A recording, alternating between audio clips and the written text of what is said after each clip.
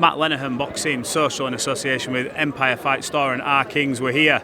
The man that's back, reintroduced himself, I believe, into the heavyweight scene, bounced back from his professional defeat, and let's be honest, you put on a statement victory over Solomon Dacres, terrific knockout.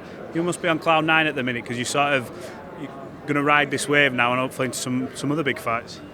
Yeah, there's some big fights out there for me. I'm grateful for, and look, I'm not on cloud nine. I'm just chilling, man. We knew what we was capable of doing, so it was inevitable.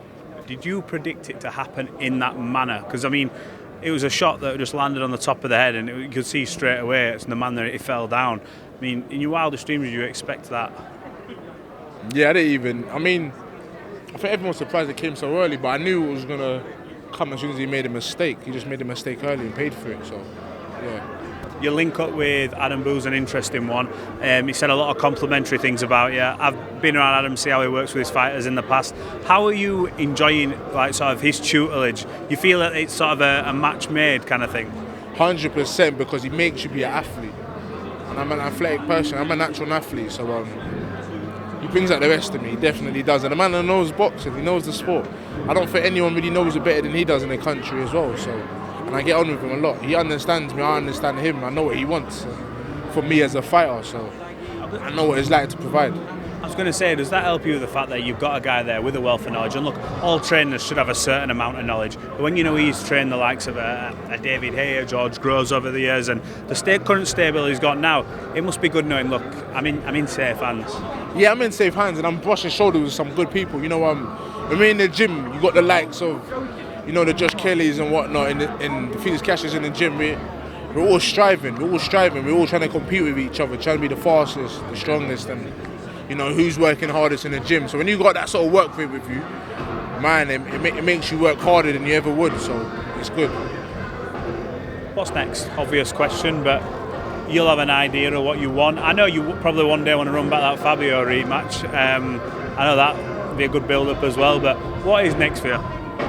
We leave it for Warren and my manager and my coaches. I genuinely look. I'm in the gym, man. So I leave it. The Wardley rematch sounds tasty. What do you want though? Like, I want to right my wrong before anything. I want to right my wrong, but we'll leave it for them. See the map that they've got. See the route that they got mapped out, and go from there. What's the difference between the David Adeleye that fought Fabio Wardley and the one that turned up for Solomon Dacres? Is there a night and day difference? I know you didn't get to show too much because it ended like that, but that was a big difference. And I think I'm not going to talk too much. Talk is cheap. But what I will do is show it to everyone when these other fights start coming along. Look, Usyk and Fury on Saturday. I cannot wait. The first one was a banger. I know you've spent time sparring Tyson in the past. What do you expect to happen, and have you noticed anything different in Tyson from the first one to now? I know his mood seems a bit different. He's not as jovial. He seems to be in that zone of that sort of kill mode now. But look, Usyk's a terrific talent also, and he got his number last time. What happens? I think this time around we see a better Fury.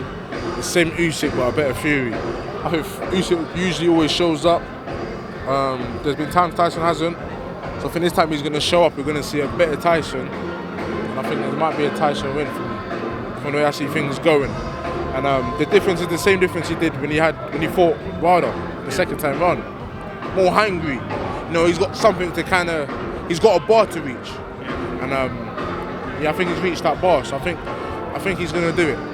I saw you you mentioned like a mentality and that hungry. I saw you in the build-up to your fight with Sol, and I remember having you and Sol on camera and talking, and you sort of giving a bit of back and forth, but you seemed more, I don't know what the word is, at peace for your fight with Sol than you were with Wardley. I know there was that incident that happened and stuff, but was there a change in mentality for you? Was there something that clicked to whether it be? It's easy to just talk about. I just think people need to see it moving forward. Obviously, I was going to be so with Solomon.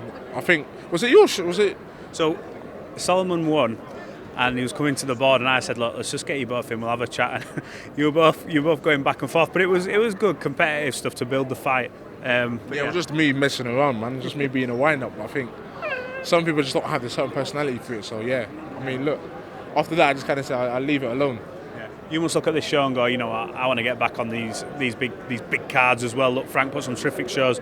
The shows in the UK he's putting on have been brilliant, but you look at these shows and go, get my name back in lights. Now I've sort of found myself in this position new trainer, feeling better, less talking, more action kind of mentality. This must be where you're striving for. Yeah, man, 100%. But I'm a firm believer in God's timing. Just leave it for God in God's hands, man, and I leave it for the people around me. I got trust in the people around me. Like I trust them and they make the right decisions for me. I stay in the gym. What they think is right is right.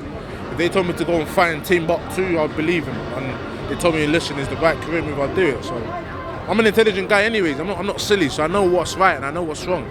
So when there's certain things being made for my career, I kind of know what I want to do and know what I don't want to do. So I leave it for them. And these events are beautiful though. They're mouth-watering. I'm in here with legends. I'm going to say Ring Magazine, the sort of launch of a new era. It's historic. I feel grateful being here myself. We're all part of history. Yeah, man. I mean, look, you're looking at the people that are featured on the magazine. It's humbling, you know, and they're killing it, man. This is history, literally. Yes. David Adeleye, appreciate your time. Good to see your progression and where you're going. And look, I'm sure after Sol will bounce back too, and you know it's great for boxing. And look, fair play to you, and we'll catch up soon. Appreciate it. Have a good one.